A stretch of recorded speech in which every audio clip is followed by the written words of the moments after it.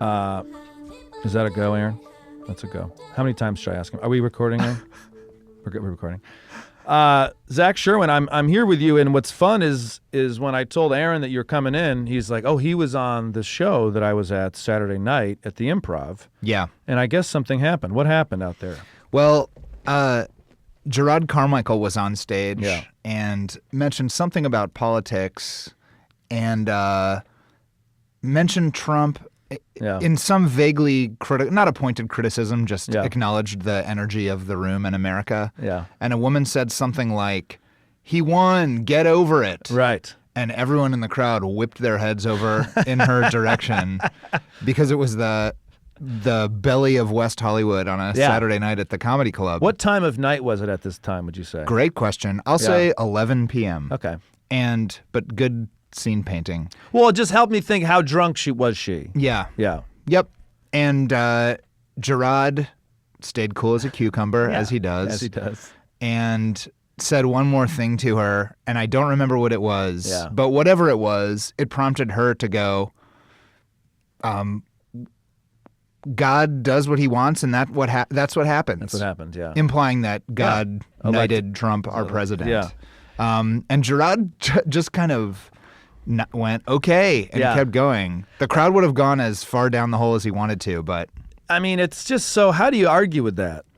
You know, it's like, first of all, I feel the exact same way she does. Yeah. No, but it's just like... Needless to say. When someone pulls the God card, you're just so fucked. It's like, how do you even defeat that? It's like, you pulled that, and I'm just a mortal being. I don't know what to do at this point.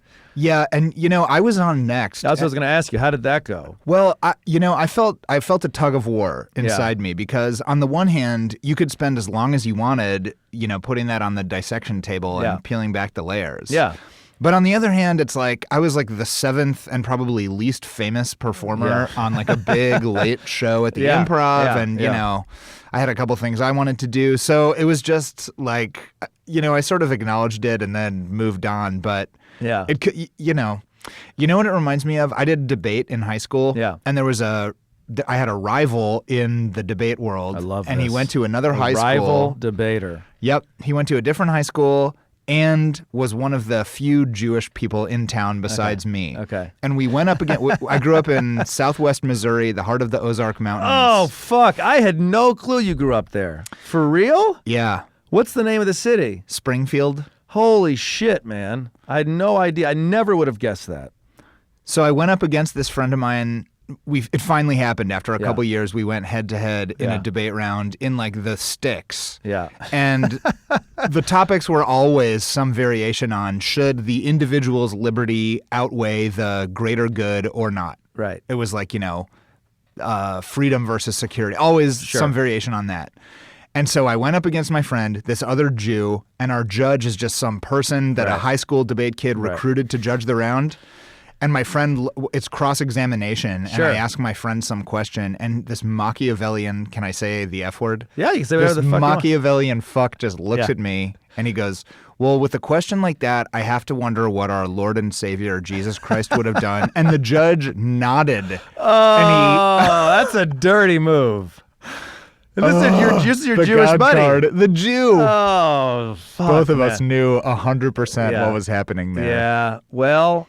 Cynical. One thing I will say about Trump supporters, and because I was just in Winnipeg and had great shows, great weekend of shows. Thank you, Rumors Comedy Club. The very last show, this guy, I was making fun of Trump, and this guy goes, "You guys better learn to deal with it." And of course, he was an American cop.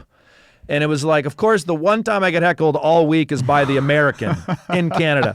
But one thing I will say to their credit, they got balls. They're fucking ballsy. I don't like them, but they will yell out in the middle of West Hollywood. What is she doing? Yeah. But anyways, how'd your set go? It was fun. It was good? Yeah, it was a real fun show. It's so interesting knowing that you did debate because are you using that for your comedy? The skills you learned and the tactics you learned? I think it's like running my mouth is an impulse that will always be real important and trying to get out. So in high school, there were limited ways you could do that. So I did things like choir Sure. and debate because they were ways to perform Vocally. in a formal setting. Yeah. But debate was good. I mean, you have to organize your thoughts, build an argument, and it's like a gift of gab thing. Yeah. Being able to talk fluently put you in the top 1% of high schoolers you were competing against. But this is very interesting because I just had Matthew Broussard here who approaches comedy. His parents are scientists, and he was a mathematics guy. And you see his comedy and you're like, I could see that. Like he kind of approaches it systematically. And then I see your comedy and I'm going, there's definitely this is definitely thought through. There's definitely a lot of attention to detail, and not every comic is like that. Some guys, it's like I improvise or whatever, and so this definitely maybe where you're from, debate comedy wasn't necessarily an option at that time, but debate was. Yeah. Or maybe now, are you trying to convince the audience of something? I totally think that's right, and I also like to take.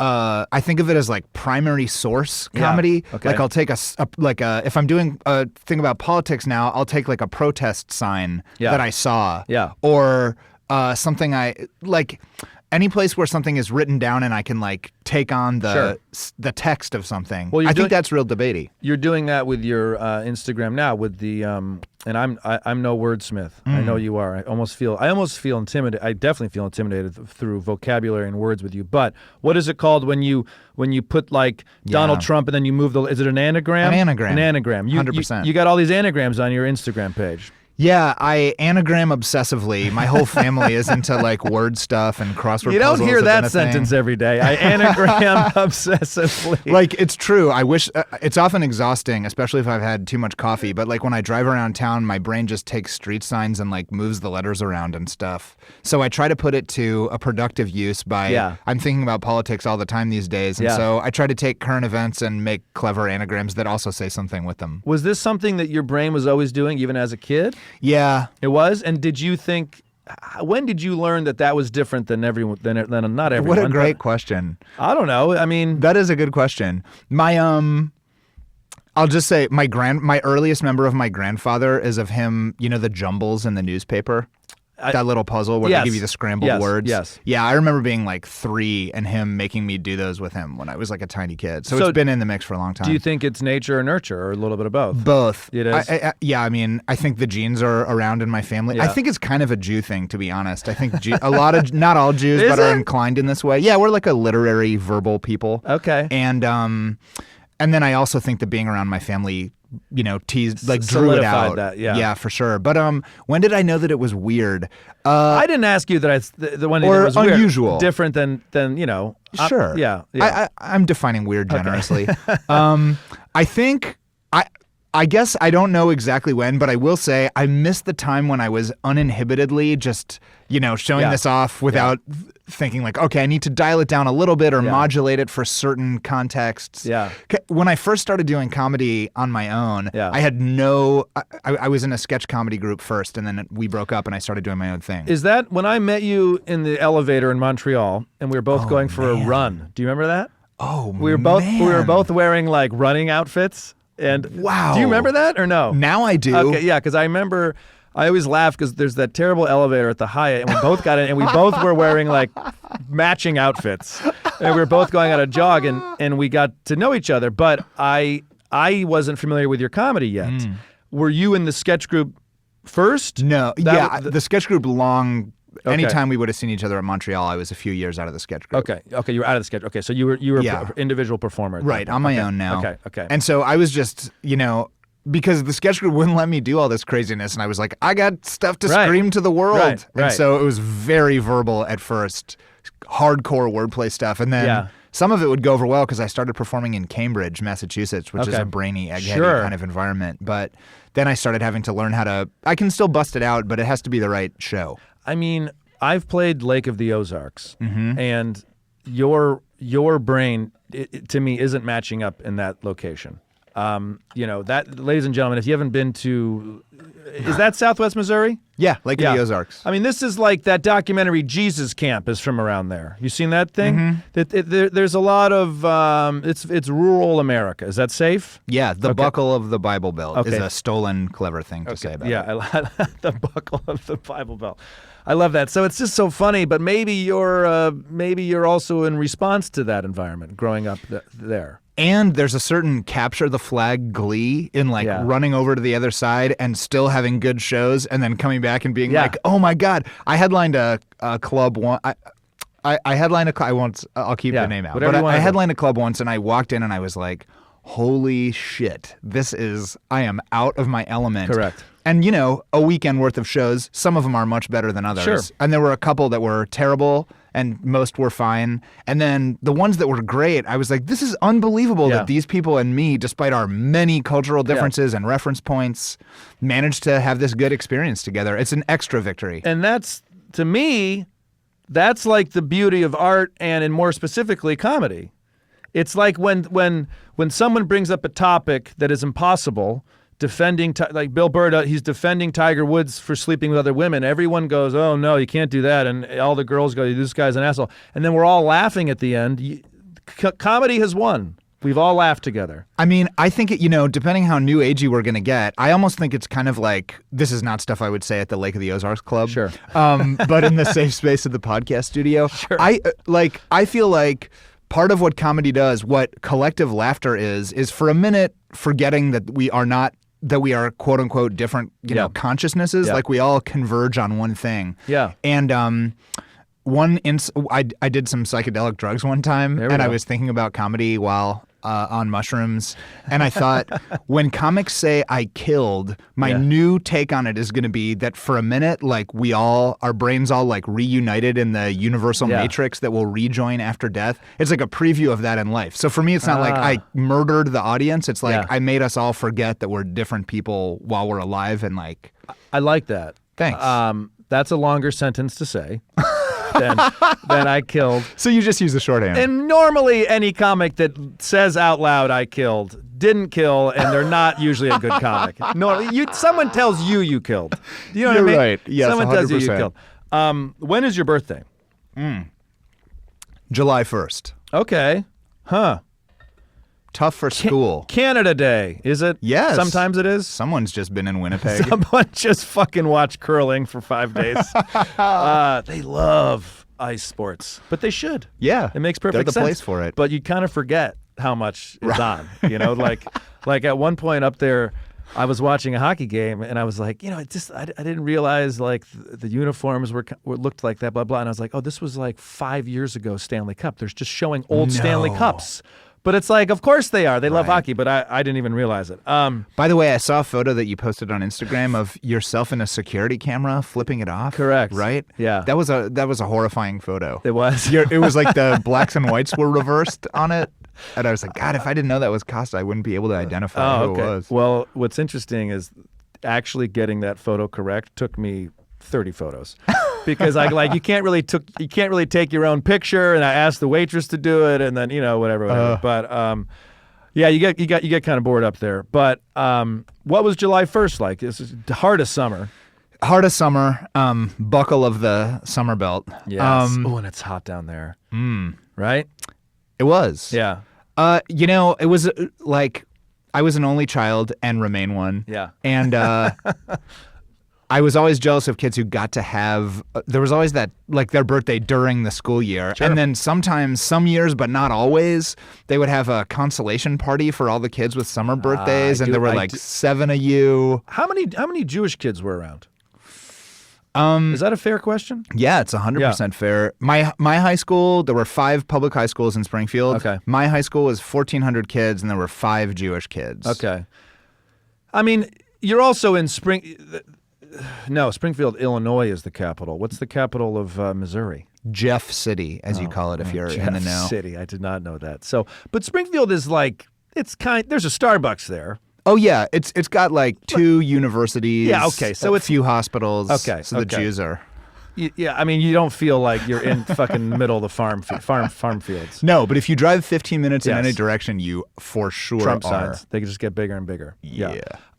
So they would do like a consolation birthday, and you would sometimes be in it. And only some years. So, when it happened, you were like, fuck this. This is just bullshit. And then when it didn't happen, you felt even more robbed and pathetic for wishing you had it. It was a real minefield. What was your family's take on birthdays? As only child, was it different than what you've heard from other kids? What do you think? I don't have a strong take on this. I think some years we would do it. My mom probably would be really sad to hear this because I'm sure she was like a single mom of an only child and went out of her way, I bet, to make really wonderful birthdays for me. But as an adult, I don't care that much. So I think it wasn't like such a deep, amazing experience as a kid. Yeah. What you said maybe you've had 2 worst birthdays. Yeah. And so we want to start with the runner-up, and then we'll go with the champion one. Okay, that sounds great. Yeah. What's the runner-up? Well, so I brought these. Oh, wow. Since cool. maybe for the past, I think it's about 15 years that I've been doing this. Yeah. I had a job as a paralegal, like a day job right out of college. And one of the lawyers I worked for just plopped this like daily planner down on my desk. And he was like, here, you might have some use for this. Okay. And I started doing this thing where I just would take brief notes every morning about major events of the day before. Cool. And it stuck. And so I've done it every day since Forever. then. Yeah. For 15 years now. Yeah, I have really detailed records of everything that's happened. Wow. This reminds me of that Playmate. I know you weren't expecting that. No. Mary Lou Henner that can tell you. Did you know her? You don't guys know her? No. I did. She can tell you. She's from Taxi, not a Playmate. She's a Taxi? She's from Taxi. Well, she was a Playmate also, wasn't she? Was she? Yeah. Yeah, she was. Yeah. Okay. She can tell you something that happened on every day of her life. Oh, wow. She's got this. It's a specific memory. This is in the news right now. There was just some story on like This American Life or something about super rememberers like this. Yeah. I don't know the specific reference, but yeah. And you're not a super rememberer. You're a super writer. Yeah. Verbal. And you do this every day. Yeah, there's some gaps. Yeah. I looked through all my books of past birthdays because I don't super remember. Thank you so much for doing that. Yeah, Thank of course. You for giving a shit about the podcast. Some guests come in here and they're like, "Oh yeah, it's a birthday. I forgot." Well, it's kind of important that you remember. There was one conspicuous absence, and I was in a really unhappy relationship. Okay. And there was a period where I just stopped taking notes, which I have to view in hindsight as like, I don't want to remember this time. Yeah, and that also is like, that's what people do in really difficult times, and it's like, hey, I'm drinking a hell of a lot. Why? I don't want to remember this. Yeah, I was turtled up. You know? Oh, it's good that you're aware of that. Yeah. So you brought these birthdays. So I have two birthday books with me. Can you read a couple days that aren't your birthdays just to give me an idea of like of how you're writing this? Yeah, pick a day of the year. Aaron, when's your birthday? Aaron's dead, you guys. October the 13th. October 13th. And what year is this? This is going to be 2013. 2013. Okay. October 13th. So they're really boring. That's fine. No, it's not boring. Some it's of the detail is. Yeah, and only share what you want to. Yeah, of course. What if the first thing is Aaron's birthday? That'd be amazing. Lit candles on Aaron's shrine. Yeah. Okay. Up at 7:45. Wow.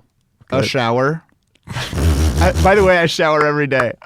I took a note that I did. Good job. Thank you. Seward Cafe with my friend Noobs. There's a note that says, see October 3rd. So something must have happened October 3rd where cool. we saw each other in a short time. Cool. Then to airport. Okay. Edited and slept. My friend and I had a deal where I would proofread his essays for his movie blog in exchange for him doing like video stuff for me. I like that. So That's I must smart. have been editing essays for him. And slept and watched Sopranos on the plane. I was working my way through at the time. Yeah. Drove home, got groceries, walked to Gravity. I don't know what that means. Yeah. Great. Maybe gravity helped you walk, like it kept your body on the sidewalk. Yeah. I don't know. To Tex. Oh, I had a drink with a woman whose name I'll leave off. Okay. Then I did the show at the French restaurant that I hosted at that. I hosted a show at Tex in Echo Park. This is a Sunday? Yeah, it was a Sunday night. Yeah, I think I did that show one time. Maybe not that show, but that's cool. I think you did do that show. Yeah. And then then there's the name of another woman there who I saw that night. There we go. So, can you go to October 3rd just to see the reference? Yeah, of course. Sorry, this is really fascinating to me. October 3rd. Up at comedian Tim Harmston's couch in Minneapolis. You know Tim? I don't know. I crashed there. You don't? He's good. He's done Letterman. He's a funny dude. I'm sure I probably don't. showered. I love that. Didn't run. Felt bad about that, Oh, yeah. says my note. Went to pick up my friend Sarah Newberry. Okay. We went and brunched at Seward Cafe, which Again? was good. Okay, yeah. Wow, this is fascinating to me. Okay. Oh, and real quick, that's the only time I went and got coffee and started writing or catching up on emails or something. And it's the only time I realized I looked at Google Maps and I was like, oh, I'm not gonna make this show. And so I got on the road and drove 5.5 hours and was late to host a talent show at a college in Platteville, Wisconsin or something. Oh, because you were on the road when you wrote that. I was on the road when I wrote it. And do you still take these notes like daily? Daily. And you do it in the morning about the day before? Before I start, I get a coffee and then I sit down and it takes, 2 minutes. What do you think this accomplishes for you, if anything? I really don't know. If I had to introspect, which you're asking me to do, so I will consider that mandatory. I would say that like growing up, things felt kind of chaotic for a while. Yeah. And also like in my 20s, I had some sense that like life was like going really fast and the past seemed this like sort of a swampy mess of things blending together. Yeah. And so I think it's probably related to fear of death, let's be honest. I don't know. Chronicling everything. I don't know. And maybe a chaotic childhood. Maybe, do you feel comfortable with order and structure? I like order and structure. Yeah, but I don't even know if that's providing order and structure. It's more just, to me, it's almost like adding value to each day, which I think is kind of cool. I love it. And actually, a friend and I are doing a thing this year where in 10-day chunks, he's even more like structure and order oriented than I am. Yeah. But every 10 days he emails me like a list of his like, it's like an every day is a holiday kind of project. Okay. And so he's new to this world of chronicling your days. Yeah. And so he'll send me like a January 1st, this day, but Right. it's like from an experience from his life. So instead of like National Pirate Day Yeah, or National right. Eat a Cupcake Right, Day. right. There's so he'll many be like, bullshit ones, yeah. Here's the day that I did ecstasy in Seattle Right. day or whatever it is. And you're expected to read this? I reply with my own. Yeah, okay. Mm-hmm. Wow, it's really cool. I find it fascinating. And whenever I go to like a museum or an exhibit, I always find the most fascinating part of the exhibit. Oftentimes they have the artist's like sketchbook or journal or whatever. And I just sit there and fucking love those things. It's like literally inside your brain. I think that's because you yourself are a creative person. Maybe. And it's like when you watch comedy, unless it's really surprising, you're like, all right, I see the moves. Yeah. But how you get there is the interesting To part. me, that's interesting. Yeah. I always hated in comedy movies, like stand-up movies, they show the comic writing a thing down on a napkin, and then they show the audience laughing so hard at the thing he wrote down. And I'm like, where's the 2.5 years it took to make that happen? You know what I mean? Like, that fucking takes forever. It's so true. Yeah. Okay, so we got off track, but I'm glad we did. And so now we got to look at July 1st of 2013. And you selected this year because you remember the runner-up worst birthday. This is the runner-up. Okay, and so, but what I'm saying is you brought these two books because you previously remembered these birthdays or because you went through these. I reviewed all the years since 2002. Okay, God, I fucking love this. And you, prior to 2002, you don't have any of these books. No, Yeah. I don't. And I Yeah. racked my mind for Yeah. bad birthdays and yeah. nothing really sprang to mind. This is fascinating. There were a couple experiences that happened in the summer that I considered shoehorning into birthday stories for this podcast, but this is going to be a blast of pure honesty. That's the only thing I ask. Yeah. Thank you very much. Okay, so July 1st, 2013, runner-up. Are you going to read it to me? I can. Okay, or just tell me. Whatever. I'll set the scene for this. Sure. You've got a sense of what it sounds like, and I'll read the relevant part. But Sure. So I was between. I dated a woman for 9 months, and then we broke up for like a year, and then we've been back together and still are since great. then. We Great. call them season 1 and season 2 like that. because it's Los Angeles.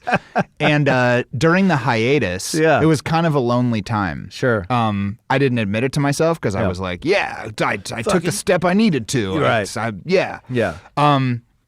So this was the birthday of the hiatus. I can pursue that girl that I always liked, and then once I pursued her, I realized that she's way crazier than the person I was with and comfortable. Yeah, or something like that. Go ahead. Yeah, okay. So this is during hiatus. This is the hiatus birthday. And so, I mean, I'll just give you the diary, the journal entry. Yeah. So I woke up early and did a little bit of emailing, then went back to sleep till 9.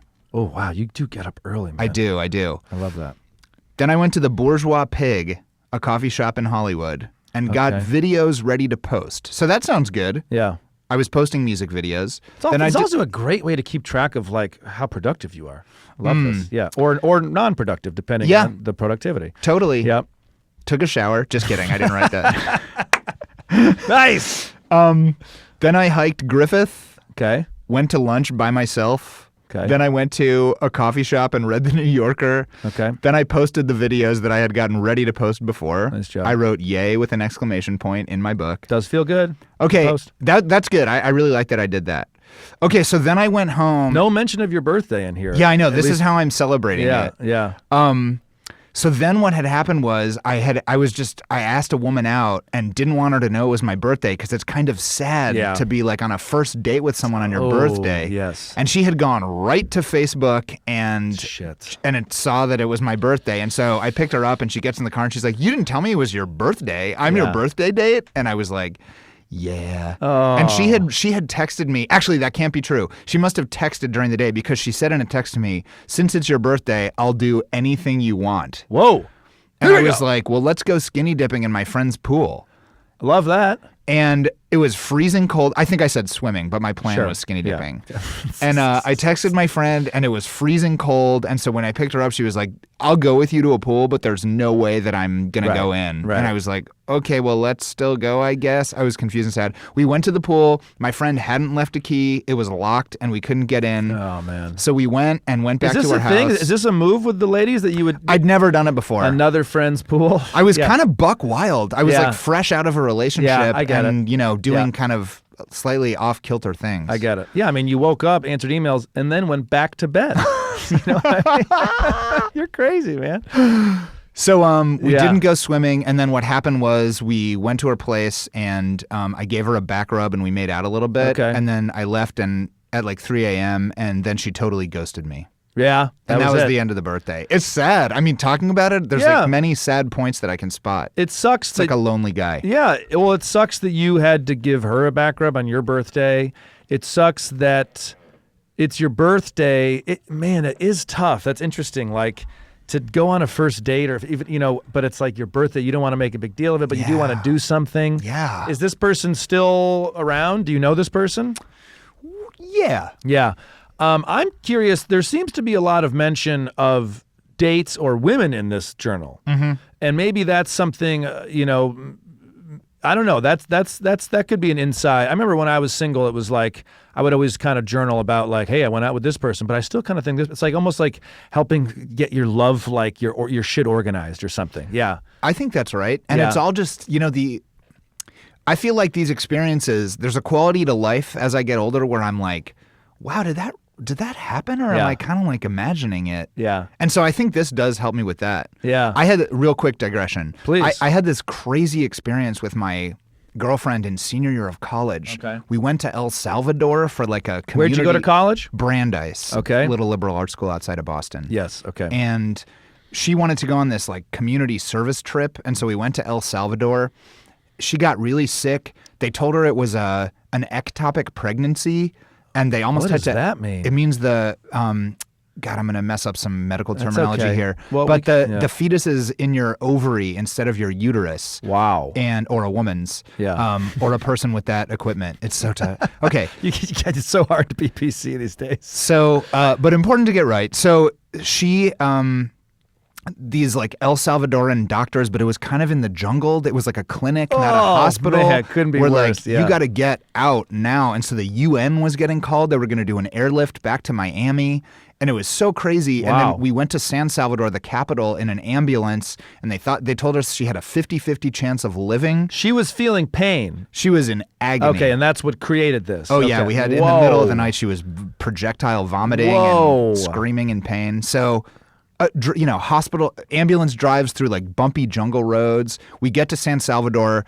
There's like it feels 50-50 shot? Yeah, man. And you got to try to think, do we call her family? Right. This is terrible. And also, I'm like 22 and have like impregnate, and maybe I'm gonna kill my. I mean, it just was like so crazy. Yeah. And so then we get to the hospital in San Salvador, and it's sane. It's like a normal. It looks like a hospital. Okay, and a doctor goes, "Okay, the first thing, has anyone given her a pregnancy test?" And we're all like, And then they're like, okay, so she's not pregnant. So whatever it isn't an ectopic pregnancy. Okay. And then they gave her man. some fluid and she was fine. And then we went back to the hospital in the U.S. and they were like, yeah, we don't know what it was, but stay hydrated and come back. Don't forget to drink water. Yeah. What the fuck? That happened in like 2002. Jungle medicine versus fucking real medicine. I Yeah. mean, it kind of makes you appreciate the world we live in. Yes. So I saw her again when I was on tour in like 2014. I hadn't talked about it. We weren't in touch. We hadn't talked about it in 12 years. And we went out to lunch. And she's like married and has a family now and a career. And we sat down and I was like, how have you been? You know? And we talked for like 2 minutes. And then I was like, can we talk about El Salvador? And she was like, I'm so, yes, we have to. And then we spent the rest of the lunch being like, that really happened. That is crazy. It seems like a fever dream. And what was her recollection of it all? Exactly mine. Yeah. And she confirmed details that I was like, oh my God, you're right. Yeah. I always, on this podcast, I always hear worst birthdays, as I should, because that's the title of the podcast. But I always wonder, like, part of me wants to bring in other characters of the worst birthday. That is such a good idea. I don't know if it'll ever happen. We don't have the resources here at A All phone Things call. Comedy. A phone call could do it, because it is fascinating to hear someone else's take. And for you, this woman solidified that this is what happened. Yeah. God, it's in an ambulance. I bet the roads were bumpy. Oh. An ecto. What a funny default diagnosis. It was Like, strange. I like the doctor comes in like with no emotion. It's like, has anybody just done a fucking pregnancy test? Yeah, I love that. Thanks for picking up on that detail. That's what it felt like. There one other moment from it that they were like, you got to go get an ultrasound. We got her an ultrasound. They confirmed that it was an ectopic pregnancy. Weird. So obviously, and one of them goes, you're the husband. It's a very Catholic country. Sure. And I go, boyfriend. And the demeanor totally changed. Oh, for God. Come on, El Salvador. Get it together. Come on, 2004 El Salvador. Get it together. Would that have been in there? It was my paralegal job pre-journal. right out of college. Well, that's the other thing, too. You were a paralegal. Yeah. So you need to take copious notes. Copious notes. But that's where I learned that phrase at that job. Copious notes. But it's just fascinating to me that you document each day. But I journal. I used to journal like emotionally, and I look back on those, and I'm always writing like, this feels good. But I don't do it anymore. I think it's good to write this stuff down. That's what would be in your journals? You'd be like, I'm really liking journaling. Like halfway through, I'd be like, hey, I like this. So stupid. Okay, so runner-up worst birthday, lonely, date. Just She kinda sad. ghosted you. You had to give her a back rub, and it was a lonely L.A. no skinny dip. No skinny, cold. cold skinny dip. July 1st, and it was too cold for skinny dipping. When did you move to L.A.? 2010. And was that because we just talked about this previously. My first year here was like, now looking back, it was lonely and very sad. Yeah. Was yours as well? I think I was in shell shock for my first 6 months. Just because... I moved here without a job. Mm-hmm. Not only did I not have a comedy job, I didn't have a day job. You have any job. Didn't have a car. I like rented one for a few weeks while I like bought the first jalopy I could afford. Did you have any money saved? A little bit, but I was blowing through it at a rate I didn't expect. I always tell young comics, they're always like, how do you make it? Not that but they think I've made it. And I go, save fucking money. Yeah. It's not like go to the Comedy Store or write it's like save some fucking money. You need money. Yeah. Money is a thing that exists. Oh, yeah. And don't, under any circumstance, believe a doctor in El Salvador if it's an ectotopic pregnancy. So, worst birthday.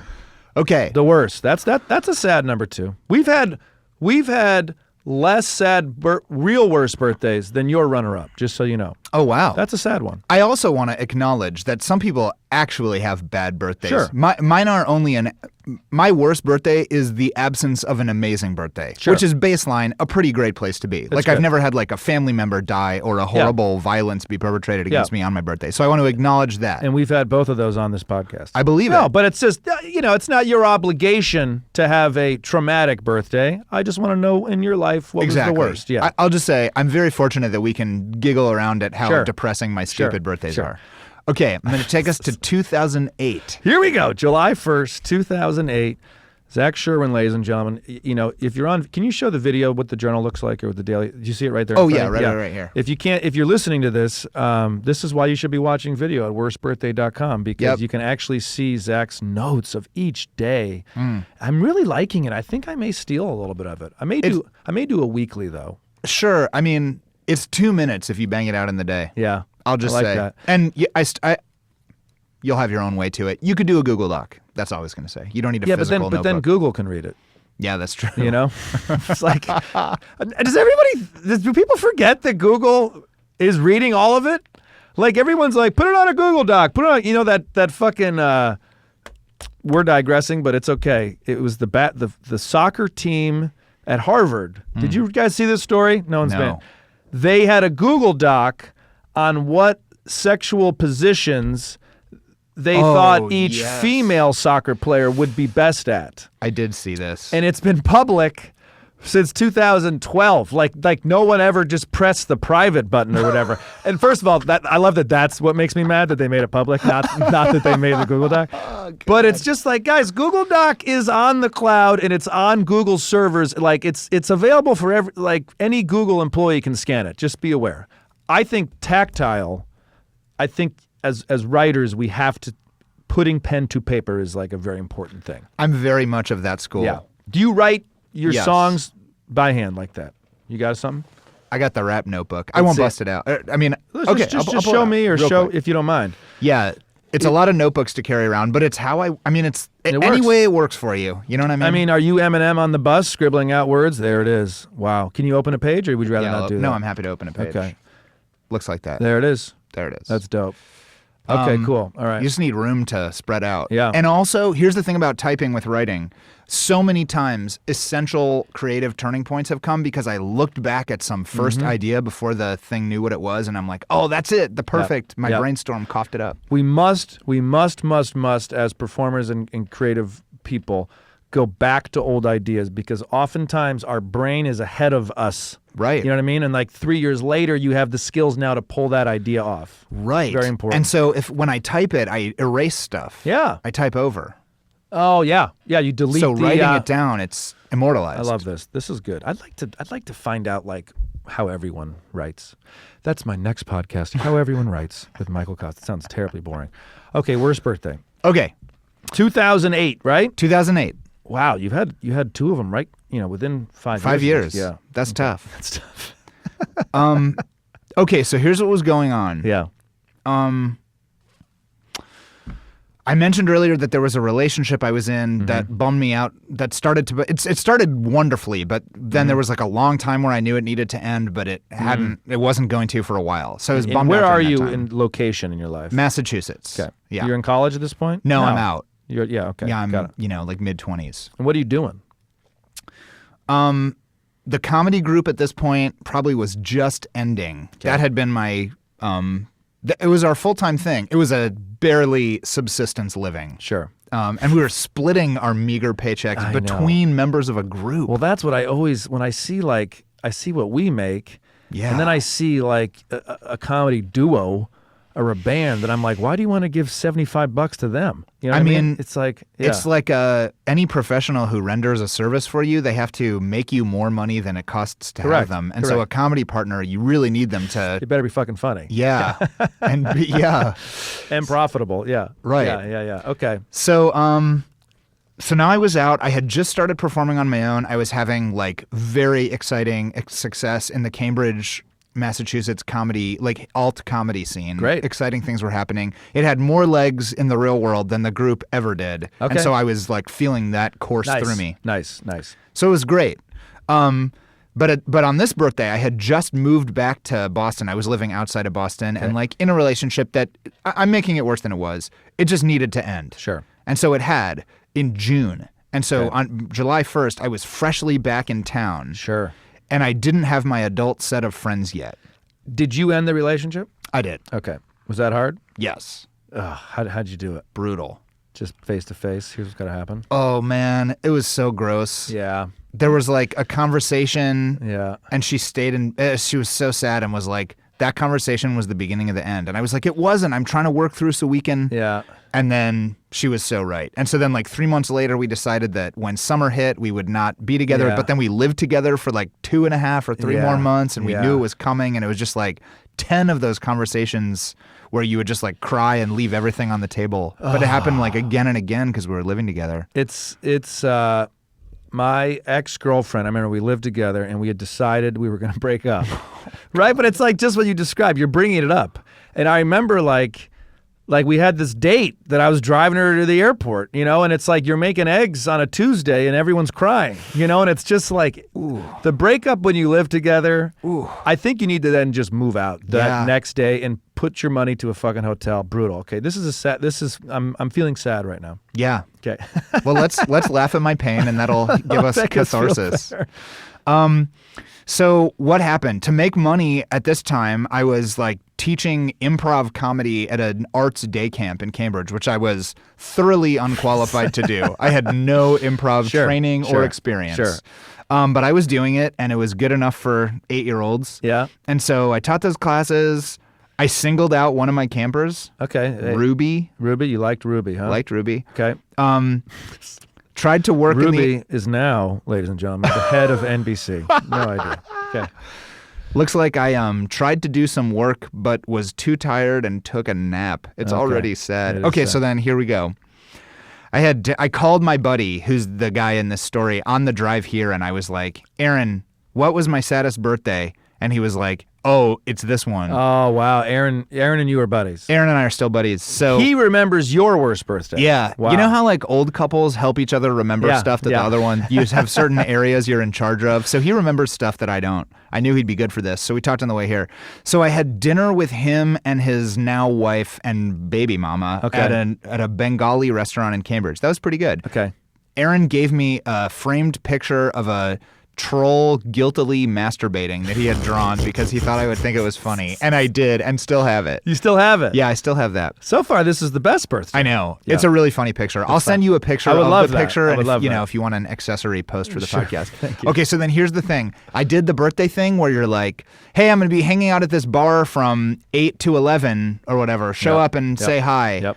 And so Aaron reminded me of this, and I had actually seen it in the book when I looked last night, but he solidified it for me that this was the saddest. Oh. No one came. Oh, yeah. I was freshly back in town, and so he just like stayed at a bar with me for like probably not the whole 3 hours.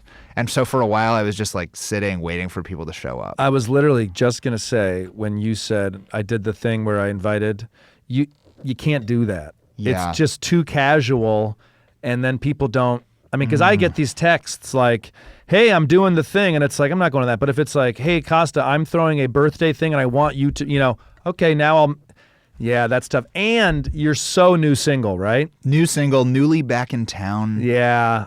Oh, and it just hurts. Didn't have my roots down yet. Yeah, and you felt it. And Aaron, I love that when you called Aaron, he's like, that one was sad. He said, I've never talked about this with you before, but your saddest birthday was that one. Oh, that's sad. But what a good friend. And he stayed with you. Yeah, because he can't leave. He was probably thinking, I'll have a beer, I'll go home, go to bed. And it's like, he can't leave. What was the bar? Do you remember? Yeah, it was Christopher's in Porter Square, Cambridge. Okay. I've got a note on it.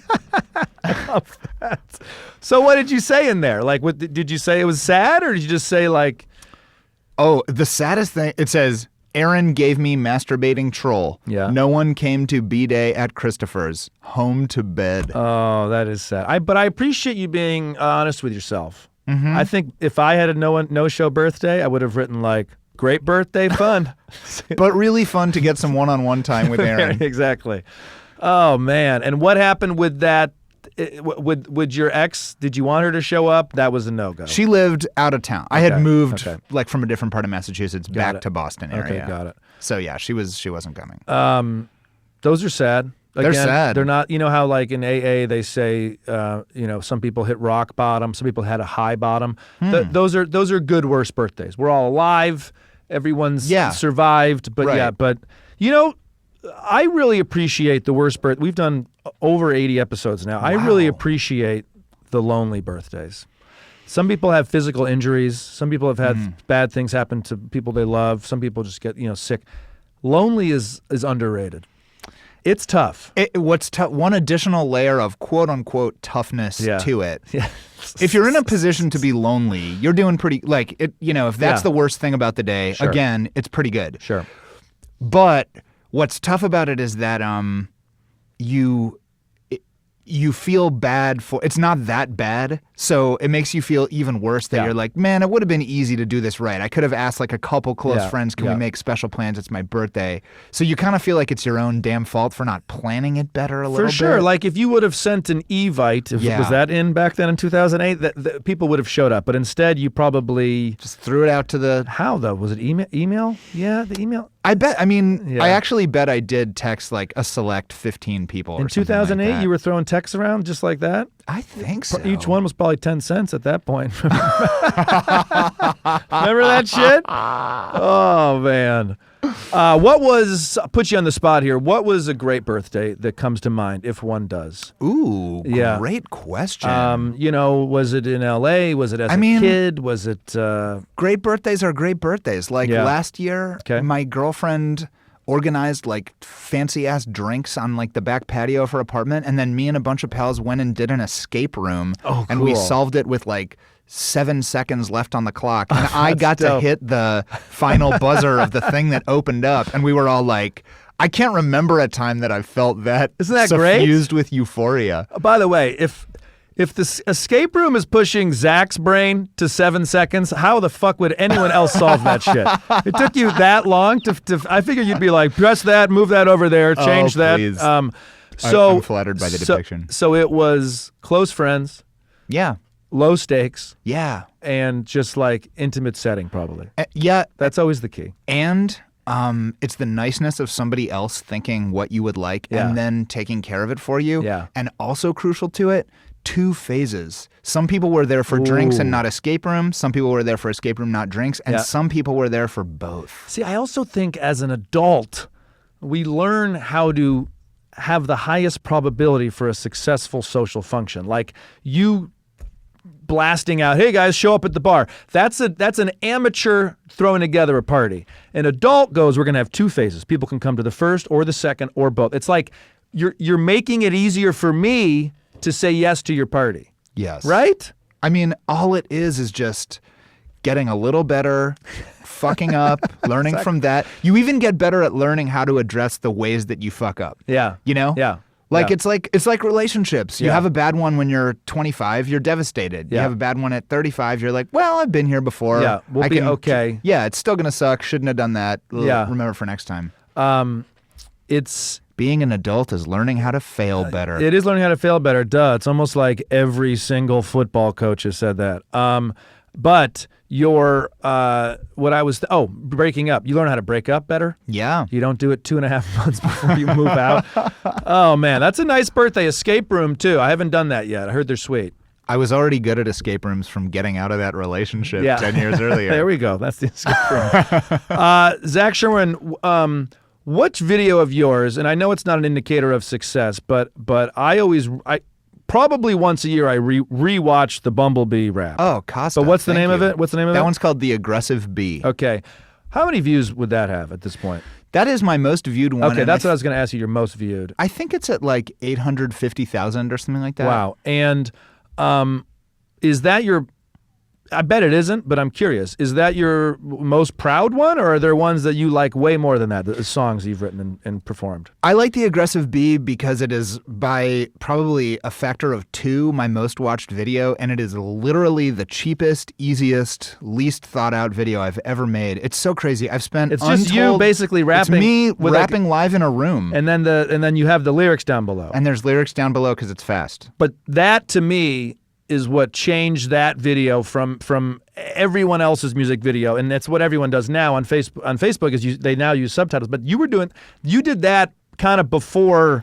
Well, all credit where it's due. Sure. That concept was my friend Pete, who is one of the 2 guys behind the very successful web series Epic Rap Battles of History. Sure. That I've worked on. Okay. He was like, he's like, let's make a video for you right now. Just rap into the mic. And then he threw the titles on. There's a minute where a little animated bumblebee flies in and then flies out. Yeah, that's great. That was all him. Okay. So he was the guy. He even knew, he was like, this is the font to use. Trust me on this. I love that he knew the font. He's very meticulous and knows his shit. I wonder how many comments are like, it's a great font. They've just got a great font. Great. There. That's absolutely. That's what it is. Probably nobody. Please check out that video. Where can everyone find everything about you that they want to find? I'm just Zach Sherwin, all H's. on social media. Okay, perfect. Yeah, YouTube. There's stuff on YouTube and Twitter. That's where most of it is. Thank you very much for sharing your worst birthdays. Thank you for having me. This was really, really fun. I love that you brought your fucking journals or whatever, daily planners. And I do want a picture of the masturbating troll. Oh, yeah. And I don't finish every podcast with that sentence. Thank you for having me. Bye. Bye. Do you say thank you for having me?